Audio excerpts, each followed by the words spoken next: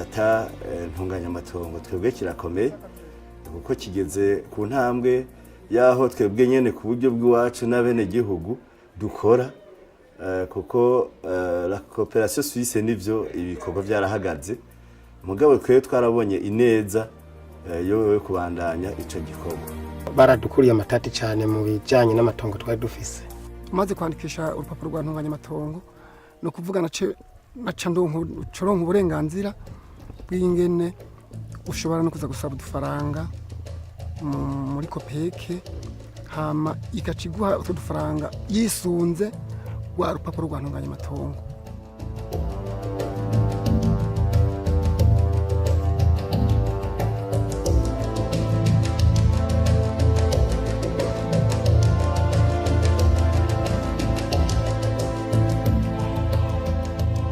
In Burundi, the population growth is often not proportional to population ownership of land. This often leads to land conflicts.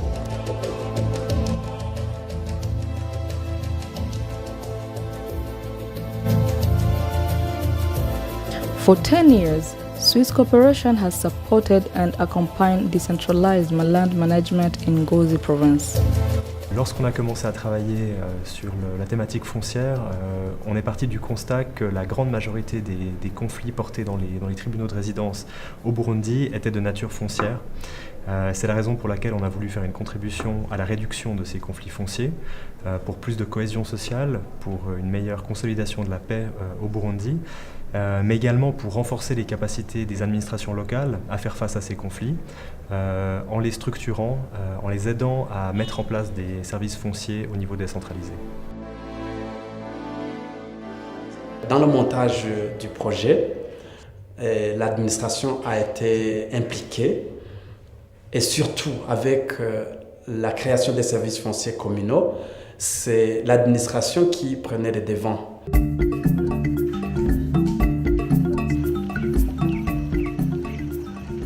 Gisata ntunganyamatongo ni gisata kiri mu bisata bigize ubuzima bw'ikomine yacu. Au début, l'approche qui a été privilégiée pour conduire le processus qui devait aboutir à la certification foncière était une approche isolée ou bien un traitement des demandes de certification foncière introduite de façon individuelle. Hariho abantu baza gusaba aha kw'ikomine baragira amademande bagaca baja kuyafisha ku mitumba kugira ngo abantu bahereranije n'ayo matongo babibone umunsi wo kuzoza kubapimira bazobe bahari hari ofisi ica reklame hanyuma kugira ngo certificat ishobore gusohoka.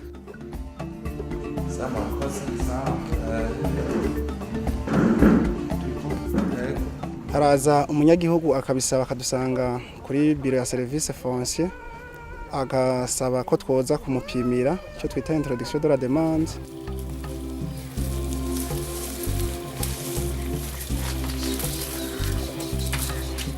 Jewe iri tongo mbere burya ryaragiye no muri sentare je maze kubona amatati byari bintu iri tongo rinteye hanyuma nkaca mbona ko nogenda kurusaba je nace nijana jewe nyene ndarusaba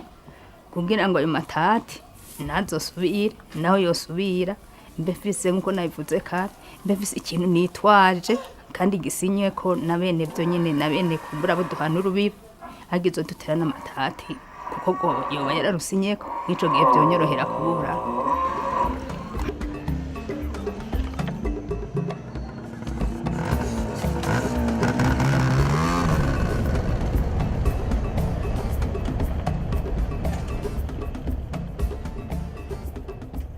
Twaragiye ko turabiganira n'umudamu tuhegiye kubiganira ndavuga ati burya umuntu arashobora kugira ingorane atakihaba itongo utaryandikishije ntibyumvikana kwitongo burigabo byumvikana yuko uje wese ashobora kuza yinjira irya tongo si rya papa mu gifise urupapuro nigo ruje imbere. ingore nitonga avuga ko ako karimbo akatariko karakwa yari vuzi nawe bivuga kwi bivuze ko ingore none jewe akarimbi kagwanye nako akangeza ko ariho bangejereje ngaho kandi twe twagashiye aka nese twage niwemeza ko bakarishije wakiza kwaka nakanyene rero uzi kubwa mena niraguze gucira ha inzira nere kuko karakaba nako nzi hari ukwako akanyena akanundi bagakasa meza akahe hampande yaka kutemeza aka aha uvuga ko katira he ubwawe yuko haca yabaye amatati ahera agenda tuyatoreye inyishu bunyene nkuko mwadusanze ngaha mwabonye hamwe dusanga ariko aravuga ngo akarimbi ngo kari ngaha abandi ngo kari ngaha mugabo mwabonye ko commission de reconnaissance yagerageje kubatatura akavuga ati we wifuza ko kajya undi wifuza ko kajyahe ugasanga amatata aciherera ngaho nyene wewe reka hashinga gusa ingorane aho dutumira aba uhagarara ugati bashinga shingaha shinga rero ze n'ingorane nize oya ntacu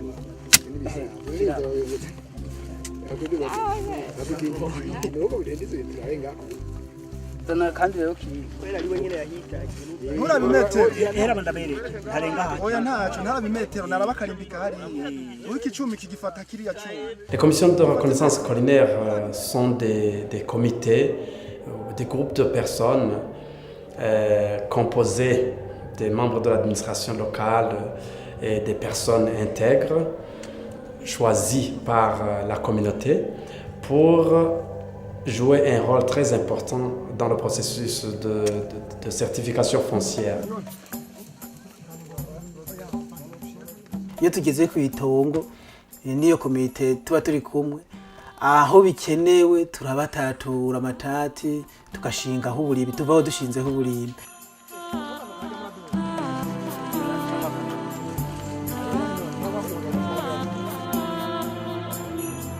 mwashitse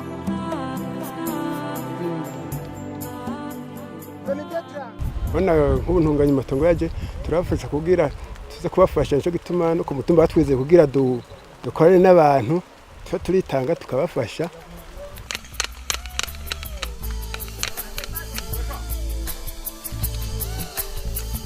Abantu bahora baguma bavuga ngo urandengereye ngo akakarimbi ngo biki n'ibindi kuva aho babapimiye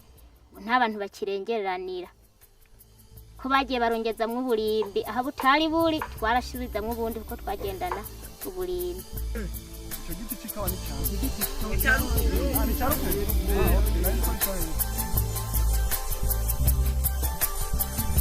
Girangaza atere tugonye kwiruka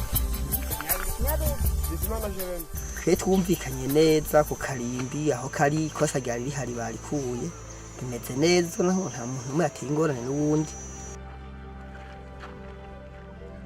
Jean Paul ubura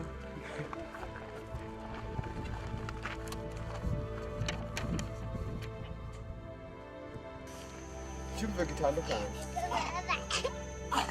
hawe ariko niyasigara avyumvira ufite icyo avuga arafise iminsi duhana akarimbi imetero urazimenya kandi no muhana ubiye mugabo muvugana ati naha kandi hari kigoranye uzana za mpapuro nta ngorane nimwe turabona ariko bifite akamaro kuba mumangikanije ntashobora kuyihenda ngo yunguruze kuko imetero ziba zanditseko no kwitongo ryawe rimeze biba ripimye niba rifise ekeri cyangwa ikorosi biba biriko kuri ziya mpapuro.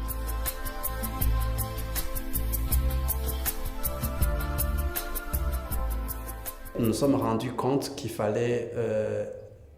introduire une nouvelle approche qui s'appelle opération groupée de reconnaissance, laquelle approche consistait en une reconnaissance des droits fonciers de façon systématique en essayant de couvrir toute la colline. L'approche systématique était une approche exigeante en termes de moyens, mais quand même il y a une commune qui a donné un bon exemple d'appropriation aussi de cette deuxième approche, c'est la commune de Marangara qui pour l'instant après le projet foncier, après la clôture du projet foncier a déjà couvert 2 collines. C'est elle-même qui a initié cette approche avec ses propres moyens mais en tirant profit quand même des acquis Des acquis dans la mesure où il y avait des agents fonciers qui étaient déjà formés, qui constituaient une ressource dont la commune a pu tirer profit.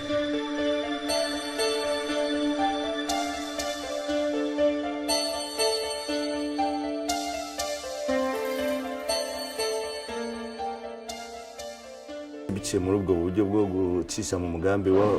wo kwandikisha amatongo mu ntara ya Ngozi, caradufashije catwandika ku mitumba 19. Uwo mwanya wose bari bagikora iprojet itarahagarara. Turavuga tuti hariho abashomeri benshi cyane, hariho kandi n'abashomeri bagize formation yo kuja gupima ayo matongo. Twaciye tubijako, tubona umutumba wa mbere birakunze, ni umutumba uri ngaho hakurya ujya mubona hajya hakurya i Nyanza. Niho twatangwe, turaja no ku yindi mitumba, no ku wundi mutumba Kigoma, aho hose twakoresha uburyo bwa commune. Mugabo bari badusigiye ibikoresho mu kudusezera, bari baduhaye ibikoresho dukoresha,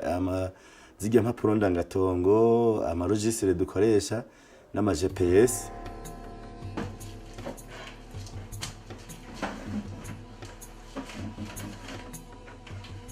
Komine iravye ikaraba ukuntu amatati yagabanutse kuri iyo mitumba twakoze ko icyo kivunga, kandi abanyagihugu bakaguma basaba ko twoja kubakorera nabene ikivunga, kuko abana bo barabonye yuko bifise akamaro. Niho komine yacivuga ati ko ubumenyi tubufise babuduhaye, ibikoresho bakaba barabiduhaye, ati reka tubandanye mbere dukora ivyo bikorwa tuvyikorere, nkuko niba baratweretse ubumenyi bw'ukuntu tubikora tubibandanye dufasha bene igihugu, kuko biragabanura amatati. Ari mu migambi yo kuza kwimbira ati ngende guhamagara, wanje ngiye imanza numvavuze ati burya rero i Nyanza mwitegure mu kwezi kwa gatandatu isatantumanganya amatongo kirabashikira. Après le projet foncier, les services fonciers étaient appelés à continuer à fonctionner. Alors, le projet a essayé de préparer les communes qui bénéficiaient de son appui à prendre en main ces services, parce que ce sont des services publics.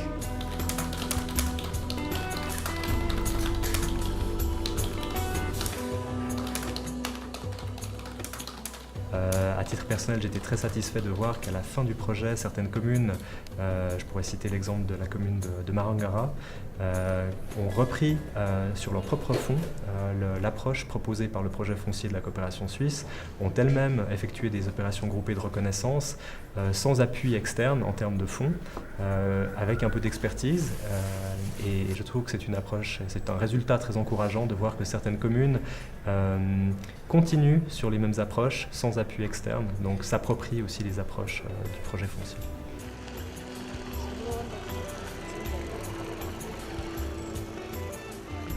Bari baradufasha gushiraho abakozi bakora muri ico gisata, baraduha ibikoresho, hanyuma ibyo bikoresho rero barashoboye kudusigira ibitari bike kugira ngo ntigihagarare. Aho bamariye kugenda rero igisata twaje dugishira mu minwe, turarondera bije, nakujya turiko turategura bije umwaka weze, umwaka utanguye twarateguye bije n'igisata ntunganya amatongo ntitwacibagiye, twarakirondereye bije yaco izo zirakoresha.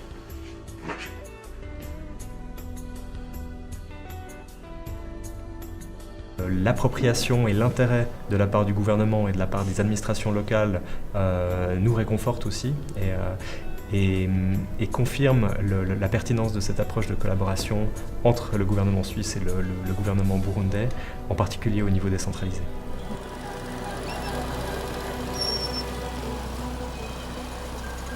Le plus grand résultat que nous pouvons signaler, c'est que tout le monde, tous les acteurs, y compris l'administration provinciale et communale, et même au niveau de la colline, au niveau de la communauté, tout le monde reconnaît que le projet foncier a significativement contribué à la résolution, à la réduction, à la gestion des conflits fonciers.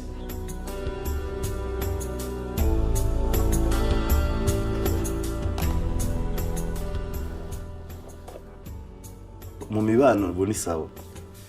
ibintu byo gupfa uburimbi nta nzeyi no kwihakanana cyangwa umuryango utabora waragabuye kuri iyo mitumba twakoze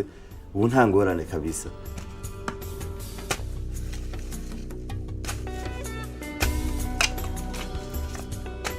ubu naho byoshika kaza umuntu aje kuguzuruma ibintu bijanye n'itongo nta kuntu yo guzuruma itongo kuko ugiye kwitwutura nk'abategetsi nka chef de zone Corinne uhereye kuri Corinne ukaja kwa chef de zone ukaja kwa mustanteri ukaja aho bita hajya muri sentare urashobora kuburana bo baca barondera ibintu bafatirako bagaca bakubaza ko warajyandikishije umaze kuvuga ati jitongo ni kwanje warajyandikishije mu gisata ntunganya amatongo baca barafise ukuntu baja kubirabayo bakabona ko ari ukuri no karubeshi hanyuma gatatu y'amatati bikaba bashobora no kuborohera natwe bagashobora kuza kudutatura y'amatati agaca hejuru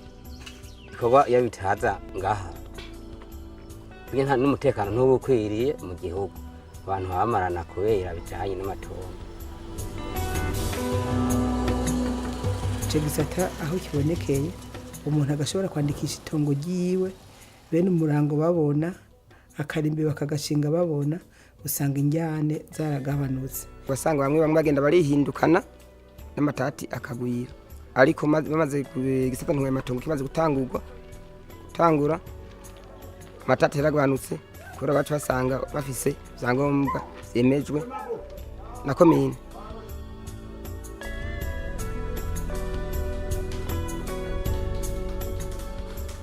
C'est vrai que de voir quelques exemples de succès où des conflits ont pu être résolus de manière non violente ou des crimes parfois ont pu être évités par la médiation, par une approche aussi juridique parfois, pour le droit de succession notamment ou pour l'accès à une parcelle. Pour nous, ce sont des petits succès mais qui démontrent vraiment la pertinence du projet.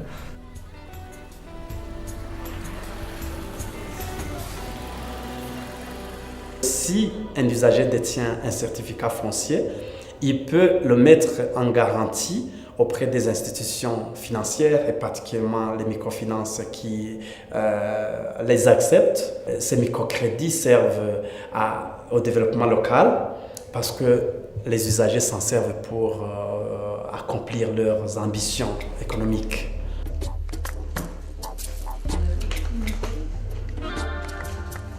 ubu urupapuro ndangatongo ruremewe n'amamikrofinance ubu umuntu arashobora kuja gusaba kredi rukaba arigo rumwavariza akaba arigo atanga ko garanti y'ingurane ya ronse. Hari abene gihugu novuga ko baba bafise gushobora kumenya ibintu n'ibindi bakitura aya mashira hamwe yo kuziganya no kugurana harimo bamwe bamaze kwiyungunganya kubera urupapuro ndangatongo mbere bageze ku migambi komakomeye nk'ubworozi n'uburimyi ku buryo bw'uko benshi basigaye bitura cyane ivyo bisata bijejwe kungurane. ubuzima yarapfundije nanga ubuzima ndagusubiza amagari natwe twabadandaza bakiri bato canke umuntu nyagihugu yishaka kwirangurira imigambi uvuze urupapuro ndangatongo ashaka kugwatiriza nk'ahantu usanzwe ubikiriza nk'udufaranga hajya ku bantu bafise amakonti mato hanyuma urashobora kurugwatiriza hama bakaguha ingurane ukikorera utugambi twawe hanyuma ukayiriha buke ugasanga biragufashije. ka gapapuro ndangatongo ndakaronse niko naciye ngenda gusabisha akadeni muri Copec yego hama Copec yarampaye udufaranga narungutse kuko narubatse inzu ngurishije igitungwa nakuye muri iyo ngurane natse.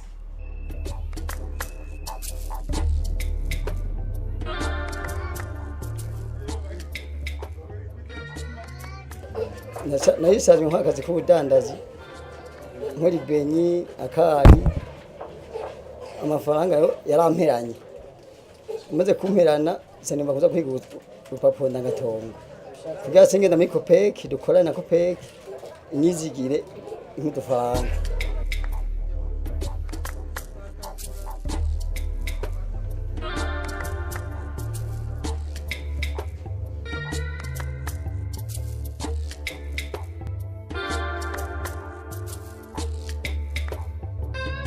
At the end of the 10 years, more than 1% of the project's intervention area was covered in Ngozi province.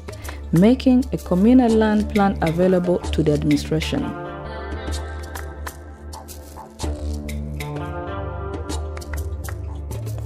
Noting that women were not sufficiently involved in the land certification process, the approach of a grouped recognition operation enabled them to assert their rights. This project also helped in the limitation of public lands. À la clôture du projet foncier, l'équipe qui mettait en œuvre ce projet a réfléchi et nous avons trouvé que c'était important que les compétences que nous avons acquises pendant la mise en œuvre du projet ne soient pas dispersées. Nous avons décidé de nous mettre ensemble pour constituer une structure privée, l'ADEC.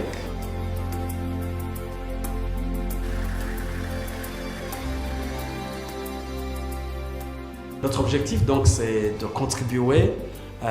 au développement local, au développement communautaire et à la justice sociale qui est incarnée par cet accès équitable et sécurisé aux droits fonciers et aux autres ressources naturelles. Notre bureau s'intéresse beaucoup à la recherche et à partir des résultats de recherche, nous allons animer des cadres de dialogue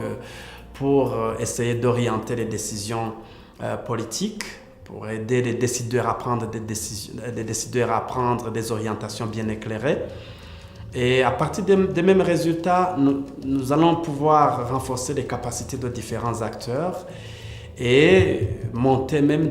concevoir, exécuter, évaluer des projets en rapport avec le foncier et le développement.